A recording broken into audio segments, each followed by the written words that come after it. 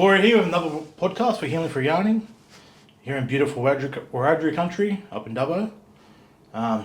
Brother here today to have a yarn. Introduce yourself please, brother. Good to connect again, brother, in person. Always talking online and stuff like that and watching the work that you do, so it's always really good. I'm Joe Williams, Wiradjuri and Waggaloo man. Been in Dubbo now a bit over 10 years, but born in Cowra, raised in Wagga, spent some time in Sydney, connected with all the crew in and around Redfern Waterloo mob, the Lapa mob, over many years. So it's good to have conversations because I guess the last 10 years, even a bit longer now, been in communities a lot, speaking about mental health, helping people have conversations about mental health, what that looks like. Yeah. Because it's a conversation that's tricky. Yeah. Sometimes you can have those conversations that it almost like you stumble when you're going to have them. Yeah. Like you go, I'm going to have that yarn and I'm happy to do it. But as soon as you get to the point, whether it's with your mum or with your dad or with somebody who's close to you, a loved one who's close to you, Yep. like even your partner, your wife, your husband, whatever, like some of your best mates, we stumble when it comes to having these conversations because of the inner conditioning that we have. Yeah. That it's like a roadblock to the words that are coming out. Yeah. We know what we want to say. We know what we want to say. We know that the conversation will be powerful, will be beneficial. But there's something there that just chokes us and just stops us from saying it. Yeah. And I reckon people would connect to that, because so many of us, we all dissociate in so many ways where we don't want to have these conversations, but when it actually comes time to having them, we stop and we feel that we can't have them. So I just go around the place now talking to people about the benefits of that and helping people. I also think helping people understand where that conditioning comes from. Yeah. When you understand where it comes from, you understand that there's actually nothing wrong with me. It's a very natural and normal response to experiences that I've had, and that environments that I've been raised in that are just stopping me from talking at times. Yeah. We thought for so long that it was a stigma in the community where you don't talk about mental health, but the more research and the more we understand about it, it's social conditioning. Yep. It's genetic conditioning. It's historical family traits around not talking. Yeah. At the kitchen table, not talking around adults, things like that. Like we challenge our young people today. I get super triggered by my 8-year-old daughter. Yep. And she just backchats it, and I feel like saying, stop backchatting, and then I go, hang on, where's that coming from? Yeah. Why can't I sit with this? Yeah. What's so uncomfortable for me that makes me feel that what she's doing is disrespectful for me? Yeah. Because it's not disrespectful. It's just her finding her voice as an 8-year-old. Exactly. And finding out how do I navigate my life. Yeah. And everything, to an 8-year-old, I do loads of work with young people now and even in the parenting space, but, loads of young people just get silenced in an instant because the parents struggle to sit with that discomfort. Yeah. So, as uncomfortable it is for me, I just got to remind myself that, no, she's just trying to find her voice, and the more I silence that, the more it will condition her for later in her life to have some challenges around not being able to stand up for herself. Yeah. So we don't understand the impact of just the conversations, I guess, time and presence that we show and share our young people when they're younger, younger than 8. We don't understand the impact that has on their long-term development as far as relationship goes. Yeah. I know from some of our previous yarns you're a strong advocate of the first 1,000, 2,000 days. Yeah, first 1,000, 2,000 days. Yeah. Everything, it's suggested that everything in how we feel, the responses that we have now as adults, was born in those days. Yeah.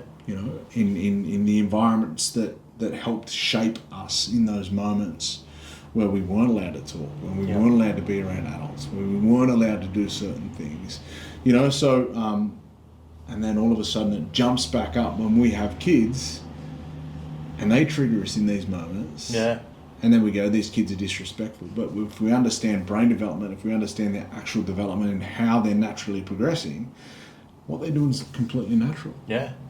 What we were silenced for wasn't natural. Exactly. You know, so it's all learning, man. Yeah. It's all learning. Like I don't hold judgment on anyone or the generations above us. Yeah. You know, they just did the best with what they had, and they did it to the best of their ability. Nah, exactly it. Based on the environments that they were raised in, Yeah. and the environments that they were raised in, particularly for Aboriginal and Torres Strait Islander families and communities. It's a shit time. Yeah. Super tough time. To so scared to step out of line out of being forcibly removed by the government. Yep. So when you understand the path that got us here and you understand brain development, everything makes complete sense. Yeah.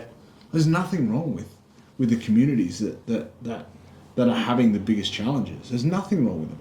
They are acting and responding a very natural and normal way to a very unnatural and abnormal way of the environments that we've been exposed to. Yeah. That's exactly it, Brian. I guess to bring the bit of the conversation back to you as a young fella. So whereabouts did you go? Like you said, Cowra? Yeah, I was born in Cowra. Yeah. Well, good times.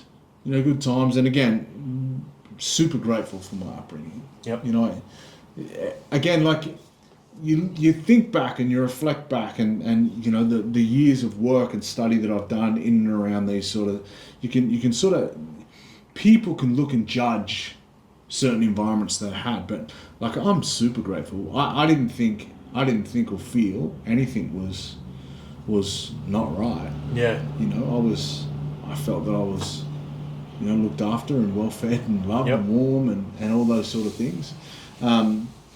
So Cowra boy in a community that,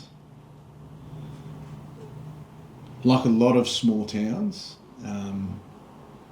racial difference. Yep. Yep. There's a big Aboriginal community in Cowra. But, you know, and some people could say that, you know, it wasn't, you know, there wasn't, you know, a great deal of racism or you know, they didn't see it Yeah. but we felt it. Yeah. You know, and you ask the older people, the older generations, they know of it. Yeah. Particularly our community. Yeah. Our community, and I'm lucky that I grew up and raised in a home where you know, mum and dad were staunch on that, Yeah. and they'd call it out. Yep.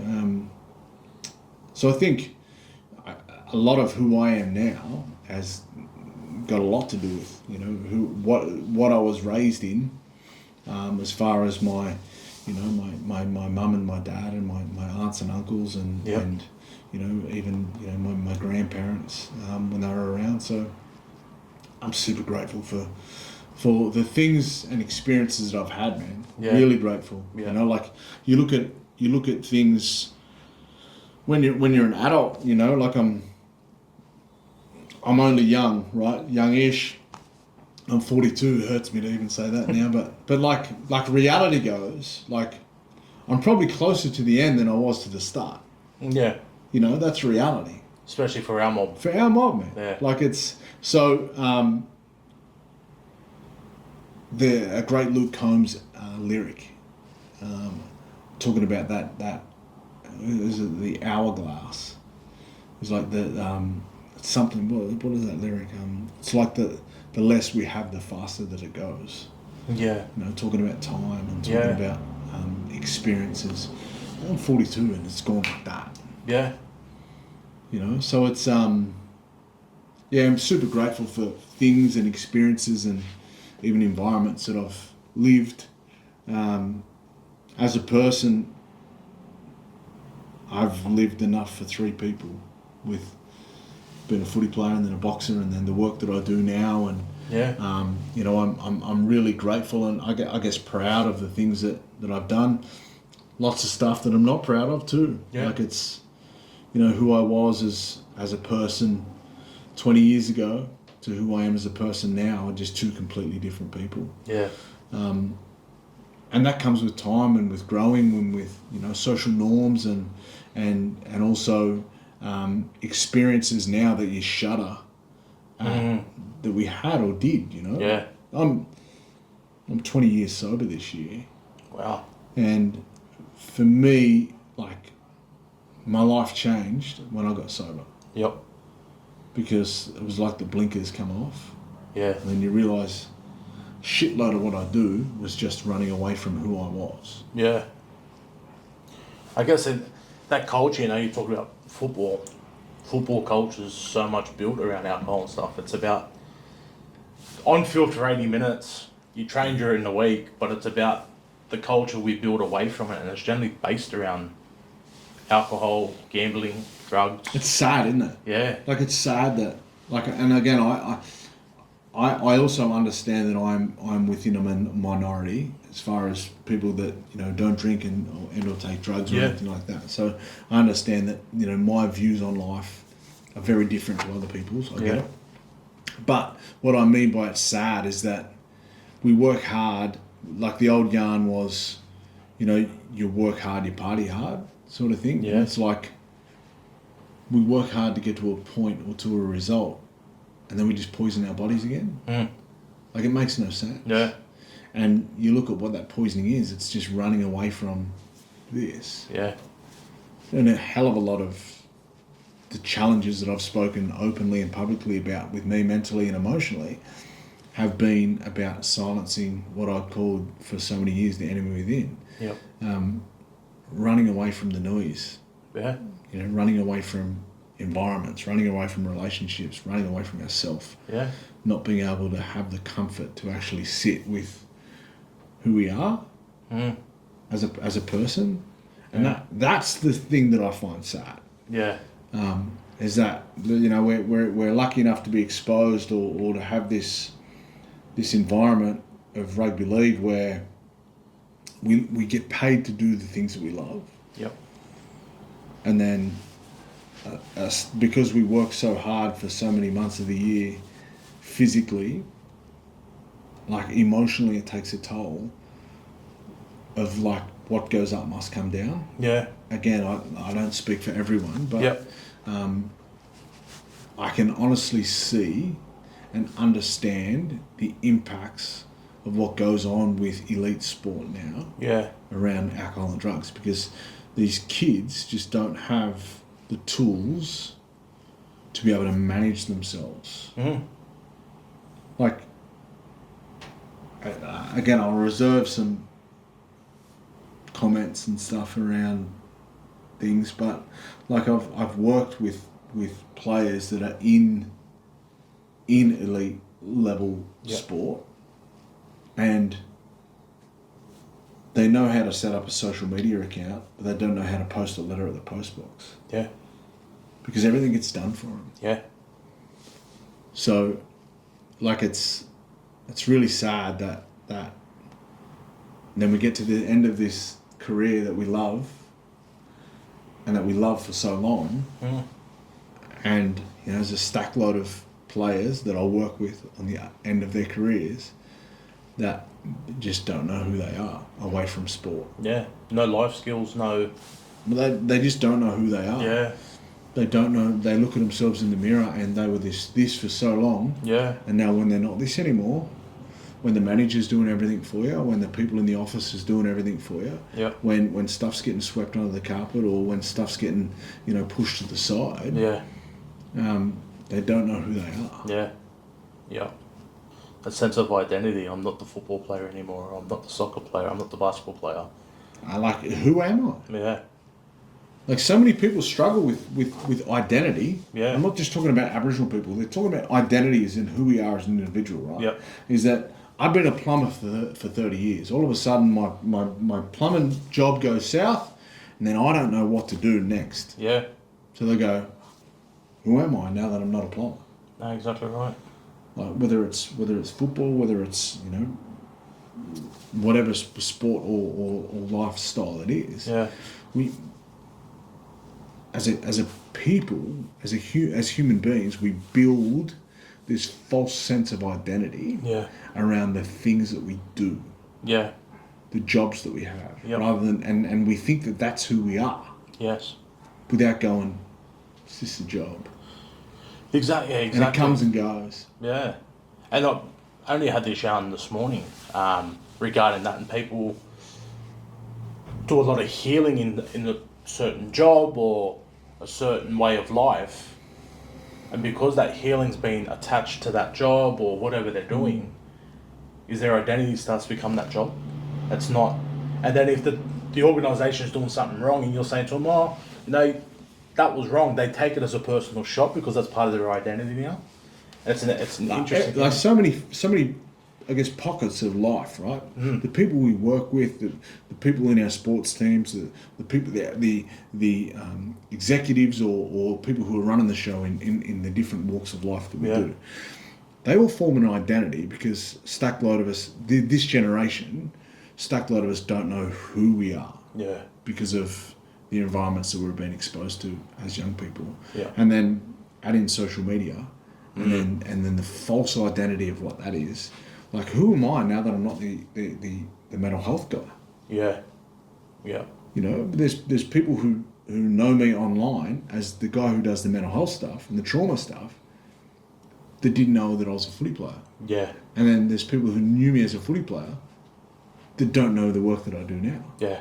It's like, they're just jobs. Yeah. They're just things that we do for a time that come and go. Yeah. Like, what's left at the end of it is me. And I've worked so hard in the last probably 10 years in just like understanding me. Yeah. And it don't have to be the guy who played footy. It don't have to be the guy who boxed.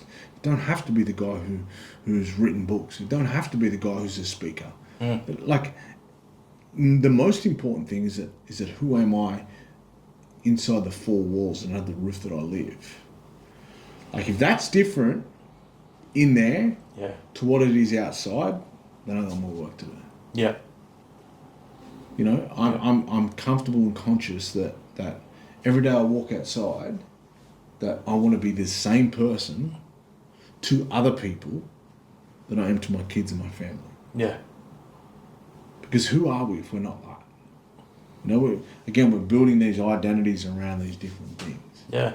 Who are we if we can't be as nice, as respectful, as compassionate to people that we don't know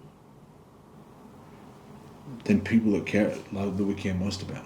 And on the flip side of that is one big thing of the work I've done with so many people is more patient with people that they don't know rather than people they do know. So on the flip side of that is, how do I show my own kids and my own wife or my own mum or my own dad that patience that I give a client or someone I'm walking down the street and they're taking a bit longer and I just stop and wait for them to walk past me. Like those little things too. It's exactly what you're saying there, but the flip side of it as well, we give people we don't know sometimes more respect and more patience than the people that live in our own house. I'm someone who, and I haven't always been like this, but just so conscious of what I do. Yep. And like, I question everything that I do, because what I do a lot of the time is born out of a response that I have. And that response could be negative or could be positive based on the experiences I had in those first 1 to 2,000 days. Yep. Right? So I question everything. Ooh, why did I get angry then when that person just looked at me and dismissed me? Yeah. And why did I feel a certain way when that person didn't value me? Yep. You know, I question a lot of stuff, and it takes a lot of time and work to get to that point, because we're so reactive. Yeah. Everyone is so reactive to Yep. what we do because of the world that we live in is so chaotically fast, right? Yeah. Is that I just try to slow things down. It's not perfect. Yeah. And it's interesting to say that because it's something that in the last couple of years I've really struggled with, because my son, since he started speaking, he says hello to everyone that walks past him. And then some people won't say hello. And then in my mind, I'm like, why are you judging my son? Type of thing. And then I've got to catch myself, they might have some other things going on in their life. And and all this stuff. But yeah, for me, it's just like, I don't want to date the podcast, but I shared something on my story on Instagram today, and it was of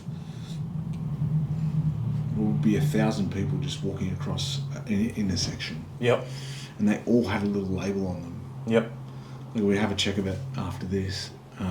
They all had a little label on them, like, this person's kid's sick, this person just got divorced, this person's fighting for their life, this Yeah. person's struggling with this. And, like, we just walk each day, and this is the mechanics of how we're made too, right? Is that we just form judgment Yep. on other people based on the morning that we had. yeah, Right, and we're constantly scanning the environment, and a 6-foot-year-old man with a beard walks up to me, and all of a sudden I'm intimidated by things. yeah, Or even in the environment that we're in now,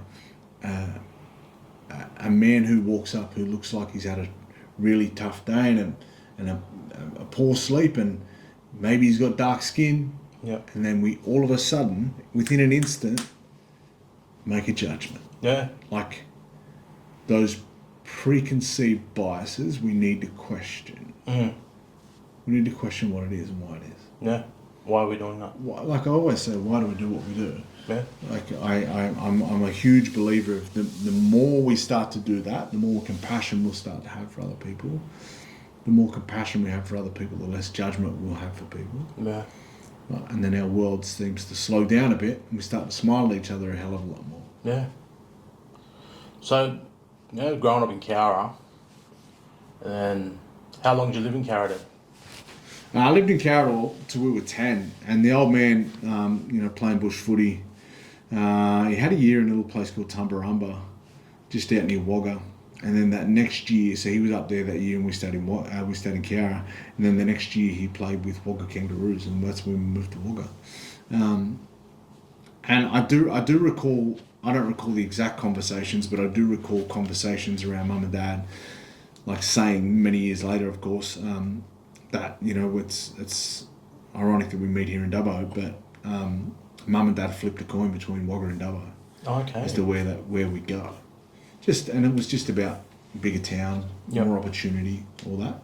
And I think moving to Dubbo later in my life, I'm grateful I had those times in Wagga.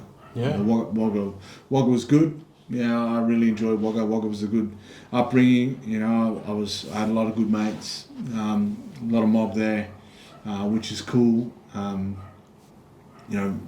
Obviously my footy stuff started there. Played Aussie rules there. Like, it was, I'd never played, or never even had the thought of playing Aussie rules. Growing up, being in Cowra, it wasn't huge, right? It was there, but it wasn't huge. And then we moved to Wagga, and there was, it's almost like Aussie rules is bigger than league. Yeah. In Wagga. It's interesting. It's close to the border, obviously. Yep. But I always say that my years of playing Aussie rules, playing AFL, playing footy, helped my league playing so much. Yeah. Yeah. As a halfback, teaching me how to kick, Yep. how to kick properly, where to kick, all that sort of stuff. So, super grateful for that. And then moved to Sydney as a just 17-year-old, and stayed in Sydney for a little bit. Yeah. Played footy and all that stuff. I remember I lived in Matraville, and it was the Lapa community that I connected with first. Yep. I was watching I think it was a Roy Jones Jr. fight at the Maddo Hotel. Oh yeah. And there was a heap of blackfellas there, and I was on the phone to my old man, and he said, go and ask him, do they know Mudgee Lions? And I went up and I said, how he's doing? Is there a Mudgee Lions here? And it was Mudgee, and he goes, yeah, that's me. Why? I was like, I'm Wilfred's son, and he's like, and that's how I connected with the Lapa community. They were Yep. like, you ever need anything, you look out for us and all that sort of stuff. And ended up playing a few years with Lapa in the knockout, and super close to that community still to this day. Yeah. It's interesting because I had recently done a podcast with Princey Ronald. Yeah. That's same. Pretty much probably. Tell you a yarn about Princey. Is I was a young fella that I signed at the Roosters first, right? So a lot of people don't know that because I played mostly at the Rabbitohs. A lot of people don't know that I was signed at the Roosters first.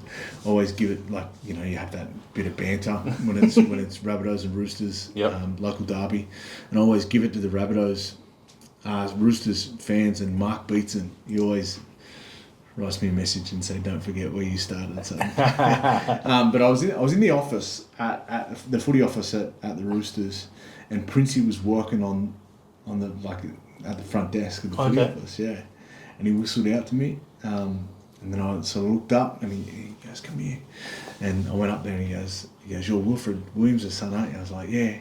I said, "How are you, brother?" And then Princey, I was only 14-year-old or something, going down there on a little development weekend sort of thing. Yep. And Princey was working in the office there. And then obviously linking many years down the track and staying in contact and all that. So shout out to Ronnie Prince. He's a good fella. Yeah. And been connected for many, many years. And it's funny because one of the conversations we had was how he wants to remember it. And he goes, just that fella that's always been able to resonate with young fellas, but also help them. Yeah. And just be remembered for just trying my best to help young fellas. So, that you sharing that story of him going out of his way just to whistle out to say. Man, I was just a shy little kid, sitting in one of the offices there, and just being overawed by the fact that it was the Roosters footy office and all that sort of stuff. And he was sort of working on the front desk, and he whistled out to me, and I sort of went up and I said, "Hey brother, how are you?" And then that was the start of a friendship that's lasted 30 years now. Yeah. So going from, so when you were up in Sydney, you were by yourself? Yep. So how was that first time away from mum and tough, because I'm a, how do you say it? I'm a self-identified mummy's boy. Yep. Got everything done for me. And it was really challenging. I didn't want to go. When I went home, I didn't want to go back. Yep. My mum was so smart in those days. And I tell this story a lot. But my mum was so smart in those days. I'd ring up at 2 and 3 o'clock in the morning crying. And mum be like, what's going on? Is there anything on the old home phone? Remember that? Old home phones, yeah. And I'd be crying and just sobbing, going, I don't want to do this. I want to come home. I don't want to do it. I'm sick of Sydney. I want to come back to Wagga. And mum goes, she was so smart. She goes, okay, sweet. And I was like, huh? She goes, sweet. You want to come home? Come home. But get a good night's sleep first and come home in the morning. Yep. And then by the time I woke up, it was gone. Yeah. And the amount of times that I did that, and then years later I was like, you did that on purpose, didn't you, Mum? She just had this sort of smirk, but it was so tough being away from home in a big city, and as a young fella, underage, going through all sorts of different challenges myself, mentally and emotionally as an individual. Added in, the expectation or even pressure of playing, because that tag follows you sort of thing sometimes. Yeah. And then,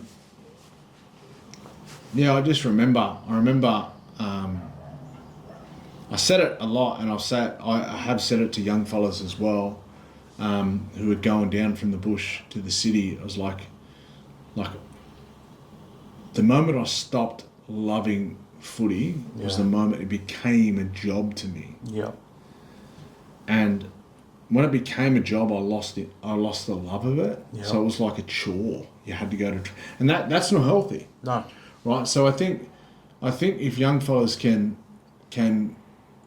still have the love of the game, still have the fun in the game, and love the game like you loved it as a kid. Yeah.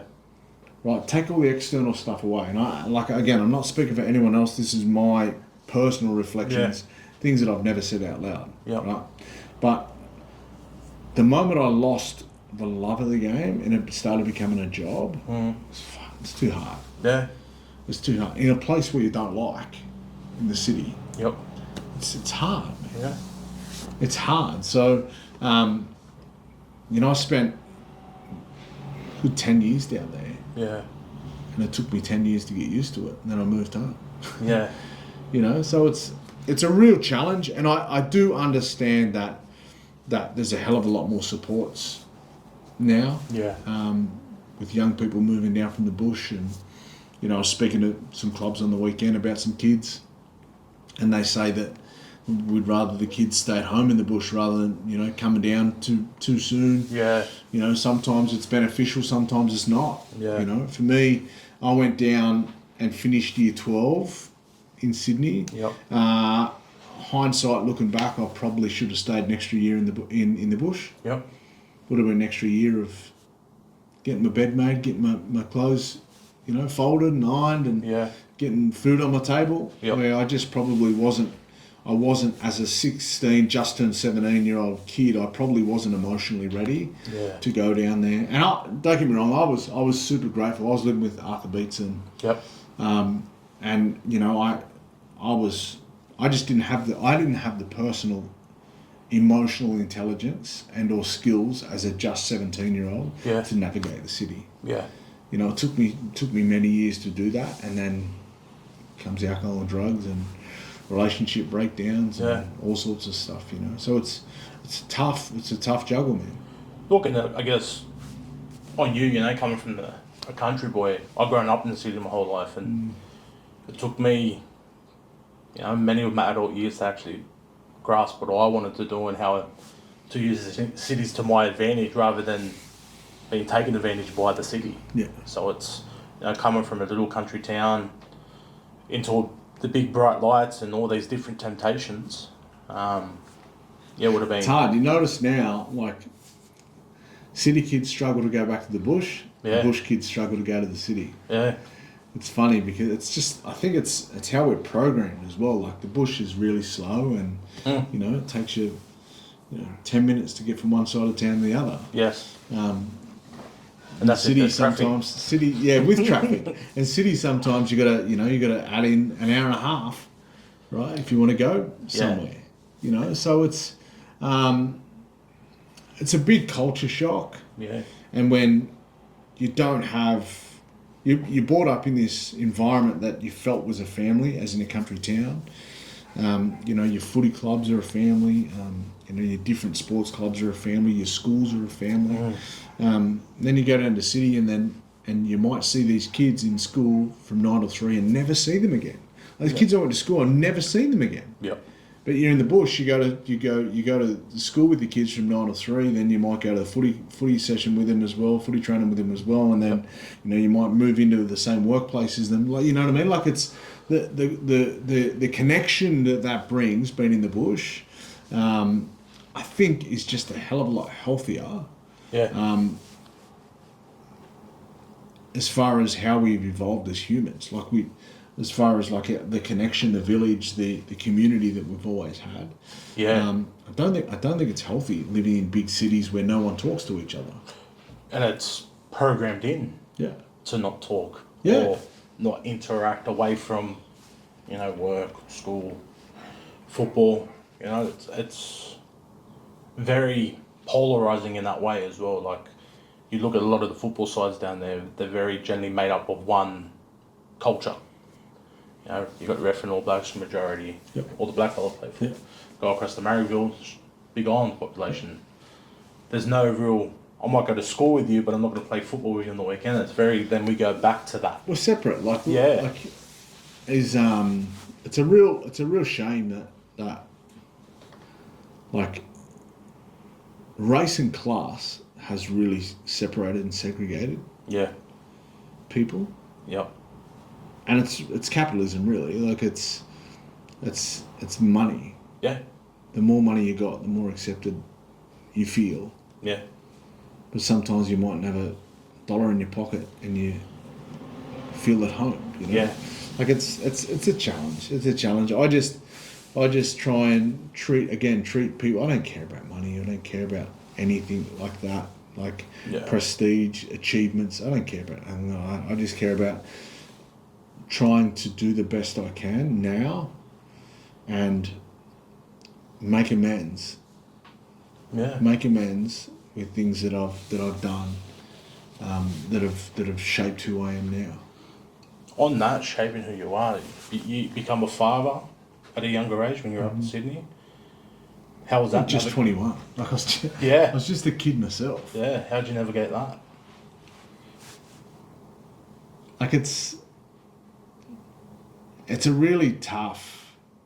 Like I'm so grateful now that the tools that I have as a dad now, compared to the tools that I had then, because they're just non-existent. Like I thought it was just a natural progression. Yeah. And again, like I was playing footy. So I'd go and play footy, and again the stupid mentality of work hard, play hard. Go, you train 4 or 5 days a week, some days 6 days a week, and you go out on the weekend, or you play on one of the days, and you go out for a couple of days, and you're back on the hamster wheel again. And it was just really unfair. Just my behaviours in who I was, not just as a dad as well, like as a partner. Yeah. To the kid's mum. Like, it was just a shit human. Yep. And it's, many years down the track, obviously, and not using this as as a poor me. Like, there's got to be some accountability of who I was. Yeah. I do my best each day to try and be a better person today than I was yesterday. Yeah. And just learn from those moments so they don't happen again. And also try and teach them to young people, so they don't go through them. Yep. Like I'm working with a young bloke now, and I won't speak about who he is, but like I was talking to him today, and he was going, what are you doing? Well, I've said, what are you doing this afternoon? Are you doing any training and stuff like that? He goes, I've got a counselling session that he went and booked himself in for. Yeah. Like at 21. Yeah. Like, if I had the insight to do that at 21, so I think these generation of kids are a hell of a lot more mentally and emotionally switched on than what we were. It's probably access too, right? We've got access at our fingertips with things like social media, and we can follow social media posts and learn about things and do courses online and listen to amazing podcasts like this one, as a way to learn. No, and that's it. No, I guess, for this young person you're working with, is seeing you on social media and working with you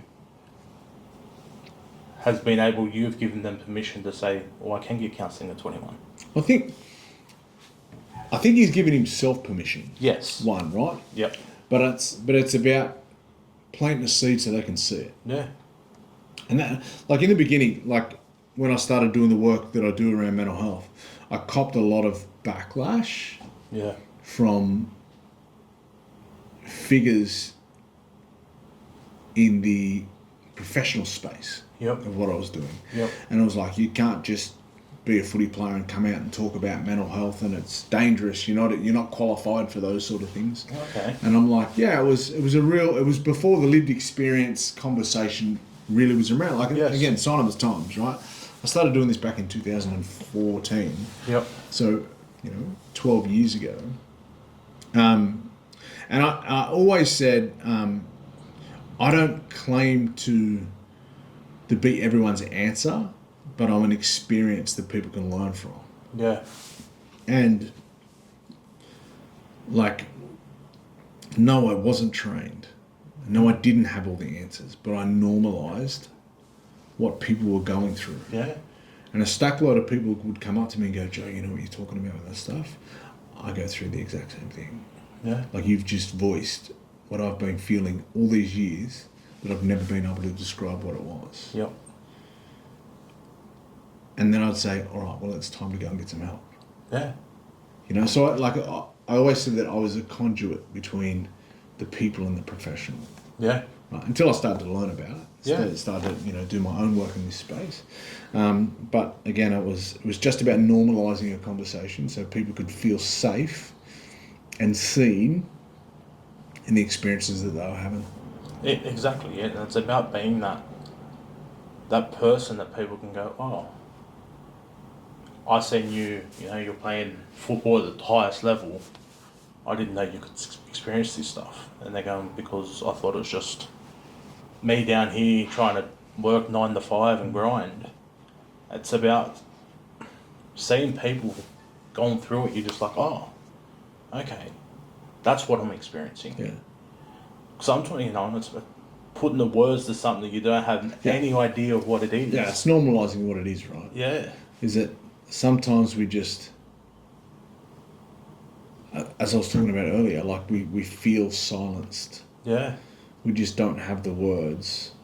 And you look at people's social media today, like I can watch somebody's social media and know exactly how they're feeling Yeah. based on what they're posting. Yeah. Right, and it's not them directly saying, hey, I'm struggling here, but they might be posting someone who's having challenges with their relationship at home. There might be somebody who's having challenges with alcohol and drugs. Yep. Somebody who's having challenges with the relationship that they're going through with their kids. Yeah. Like you can see straight through it. And then that's the time where I go, is everything all right? Yeah. Yeah. What can I do to help? Yeah. And sometimes that's all it takes, all something. it takes, Like it's the smallest of things, the smallest of gestures, where people can just pay attention and then put their hand out and go, I can help out here. Yeah. Or is there anything I can do to help out? Yeah. And it's that, as I said at the start, what I do the podcast for our young people, just to say it's okay not to be okay. There's a stack lot of young people experiencing what they experience, and we see and work with these kids every day, and they're navigating a world that they know nothing about. They think they know everything because of what they see online, but stack lot of them is just craving the love and attention of dad, or craving the love and attention of mum, and they're not getting it, and that's manifesting in behaviours of other challenges of relationships and running away through alcohol and drugs, and Or be put in a class of too difficult to work with. As a young fellow I was working with, I'm not going to say where because you know exactly who he is, and just from the time I met him, I could tell stuff was going on at home. Kind of pinpointed what was going on at home, but his way I was dealing with things, he would have an argument and then he'd walk off, and I was like, oh, that's a learned behaviour.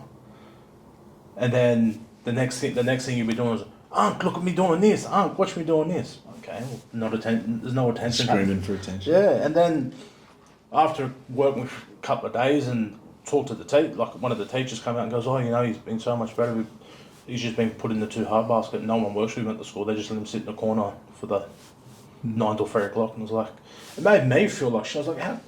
And that's an isolated working Isolated incident. Yeah, but that'll be happening across so many schools in New South Wales where. Oh man, I've done some work with some universities and lecturing at different unis around how to work better with Aboriginal kids. Yeah. I've done some workshops with teachers at schools around how to, because too many times we hear the label of just a bad kid.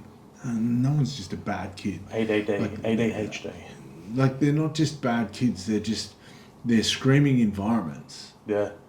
When we understand that environment, we can put some measures around the kid to be able to help them feel safe and seen. Yeah. Because that's all that's happening. And then if we don't get it at an age where, we can sort of half make some changes with it at a younger age, they get to, and it's getting younger. Like I was going to say, you get to 13, 14, 15, 16-year-old and they start to experiment with different things like alcohol and drugs and relationships and all that. Yeah. Like it's getting younger. Yeah. Like there was a big push around, Aboriginal kids graduating year 12. Yeah. Some of the biggest challenges I see now in schools, Aboriginal kids aren't ready to go from year 6 to year 7. No. And that's not because they're not smart enough. It's because of the environments that they're experiencing. Yeah. That they're just surviving. And Exactly. the easiest thing for them to do is to tip the table up and walk out because that's too hard. They don't understand. Yeah. Exactly right. And it's funny because it's not just for our kids. It was recently I just finished reading Rich Dad Poor Dad Yeah. around money, and Yeah. the same thing is like the lowest way for us to learn is in a school environment of sitting in a room and being lectured to. But over and over again, we roll out the same model and expecting different results, which is the definition of crazy. It's madness. Yeah. So Like you know, our old people did it so well. yeah, You know, our universities were in the bush. You know, when we learned about the environment, we looked after the environment looked after us.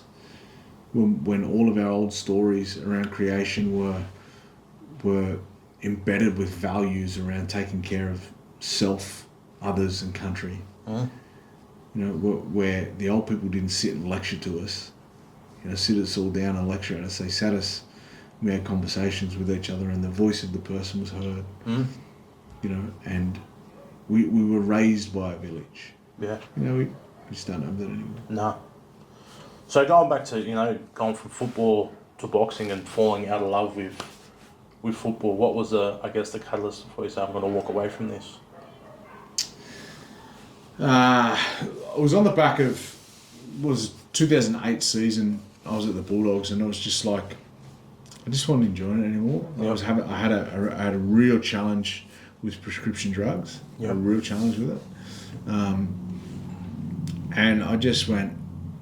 I don't want to be this. I don't want to do this. I don't Yep. want, and yeah, I was offered some lower tier contracts to stay in it with a couple of different clubs. Yep.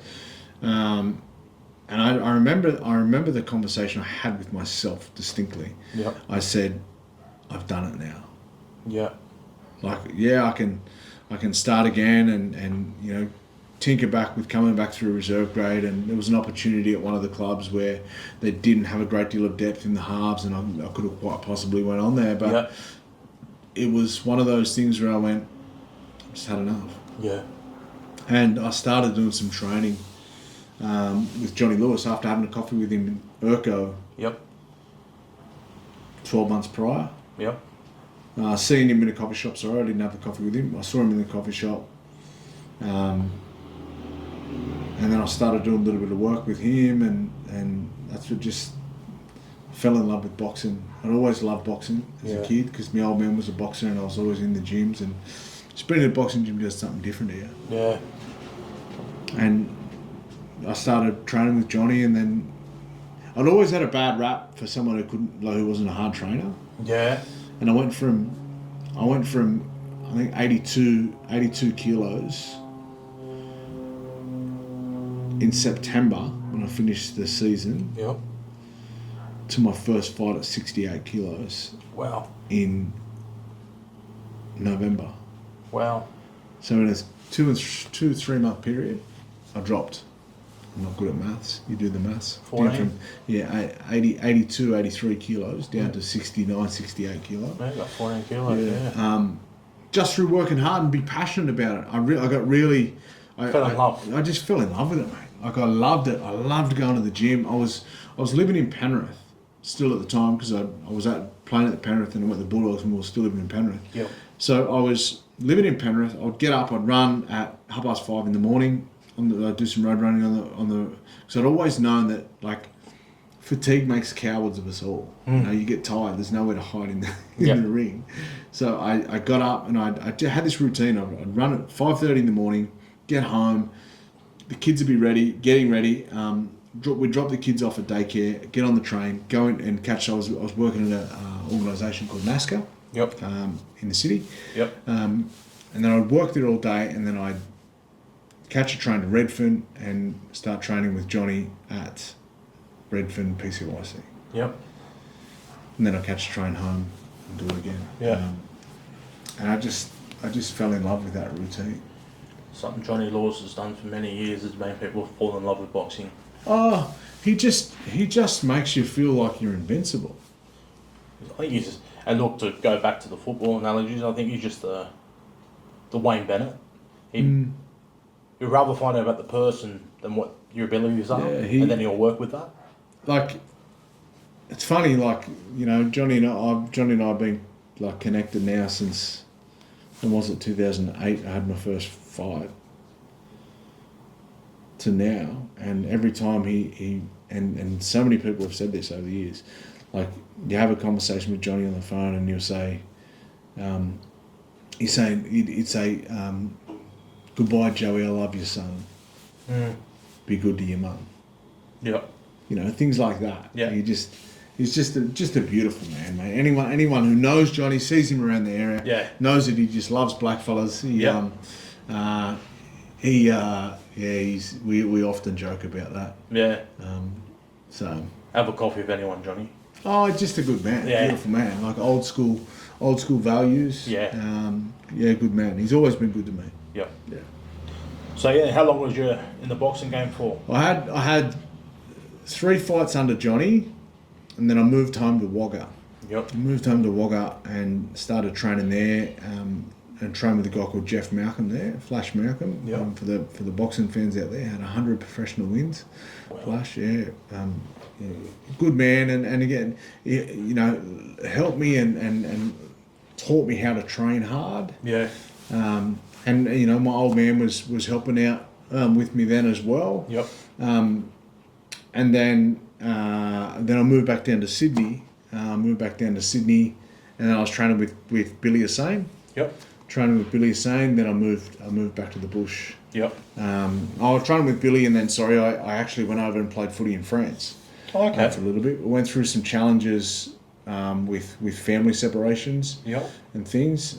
So then I had two fights under Billy, and then moved overseas to France, and then some family challenges before I moved overseas, separations, moved overseas, and the partner I was with at the time then fell pregnant and moved home, and that's how I ended up in Dubbo. Okay. And then our little red fella was born, Romy. Yep. He's 15 this year. Yep. And then some challenges with that relationship. Yep. Constantly pointing the finger at everyone else rather than having a look at me and what I was doing in those relationships. So separated from that relationship, so all my life I wanted to be a good dad, and now I wasn't living with any of my kids. Yeah. And that's when, you know, things got their absolute toughest in 2012, and that's well documented, and don't have to go into that. But ended up in a psych ward, and just I always say that I made a promise to myself that day that my life was going to be about, one, helping me get well, but helping other people. Yeah. And I guess I made a promise to myself in those moments that every day I get to open my eyes, I'm going to make my life about helping people. And whilst that's a reflection, I can look back on that now and think, yeah, I did that. Like, it took me a few years to understand that that's what I was doing. And Yeah. I was here in Dubbo, working in Narromine, moved back to Wagga, stayed in Wagga for a bit, and then I shacked up with my current partner, Courtney. Yep. And then we had our first little fella together there, and then moved back to Dubbo because my work then took me overseas. That's when I started doing the work around Enemy Within. Yep. My work started taking me overseas a bit, and then had the next little one. Yep. So now I've got 5 kids, and from ages of 21 with Brody, 19 Phoenix, Romy's 15 this year, Ari's 11, and then Frankie's 8.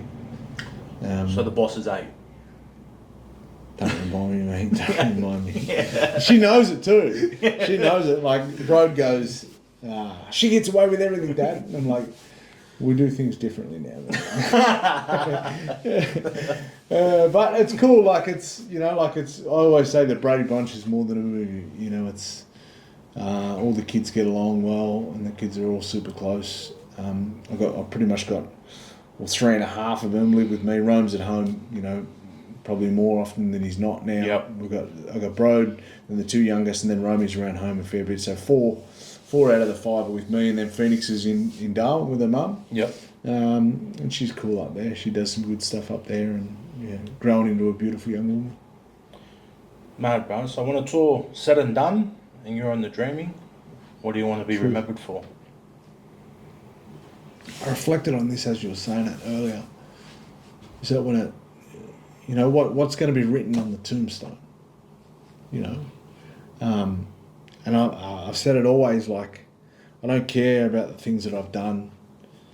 I've been lucky enough to do lots of different stuff, and as I said, lived enough for 3 people.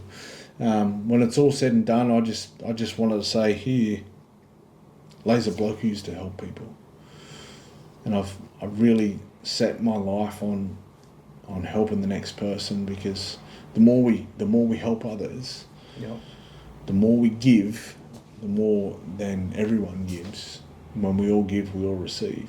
Yep. So a lot of who I am now is just about, trying to learn about who I am. I ain't perfect. It might seem like I've got it all together, but I still struggle. Yeah, daily with different things. Like decisions that have made and helped shape who I am. A lot of those things, you just try and be better each day. Like I said, who I am now, and the life that I've lived, I'm hoping is going to be nothing on who I am in 10 years' time. If I continue to just improve who I am, one day when it's my turn to go, hopefully I've done enough to cross over to the next side to come back as something, to continue that journey of helping people. Thanks for coming in, Buzz. Pleasure, brother. It's always good to connect.